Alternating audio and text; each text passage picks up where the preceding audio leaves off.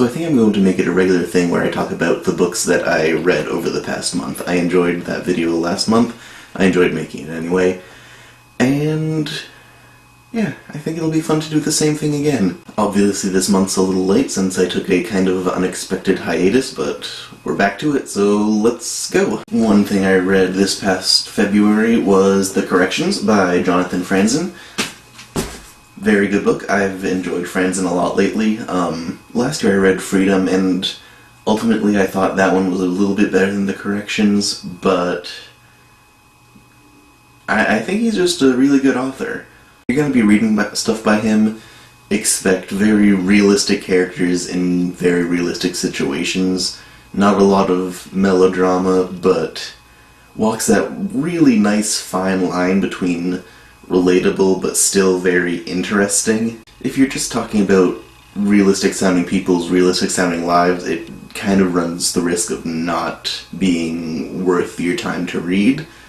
But the way that this book worked out, and Freedom as well, it didn't break any of the nice, plausible feeling to it, but it made sure to stay interesting and stay aware that it was a book that it needed to not waste people's time.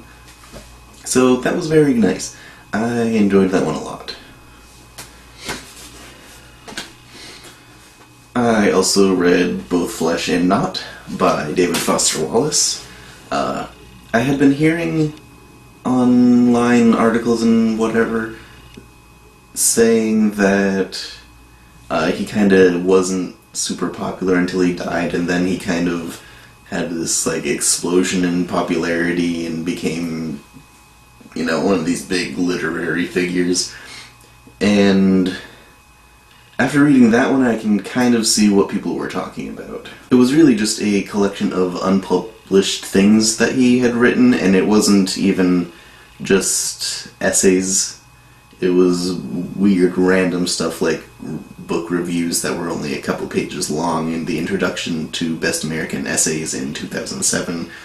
So weird stuff that you wouldn't think would be published as a collection, but because there was all of a sudden a huge demand for his work, it got published. And as it turns out, I'm really glad that it did, because some of the things in there I really, really enjoyed.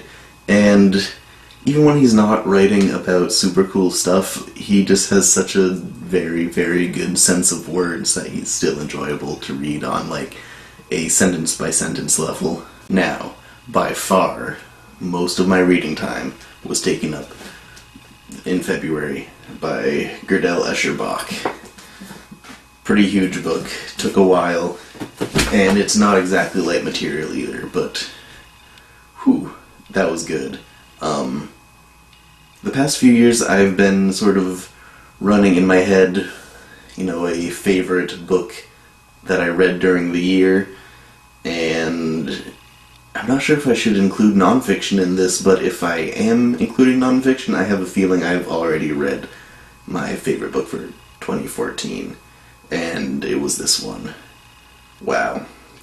Cool stuff. If you at all think that you might possibly be able to get through it, I would recommend it, despite the fact that it's not easy.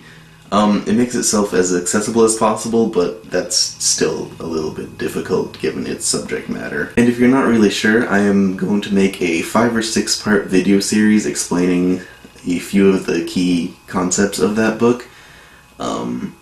I realize that this is going to be very, very demanding on my part, and I probably won't do a great job, but I'm going to try anyway because it seems interesting and I want to spread it to more people. It's really cool. So I hope you guys can enjoy that. And yeah, that'll be all. That's what I read. So have fun. Okay, bye.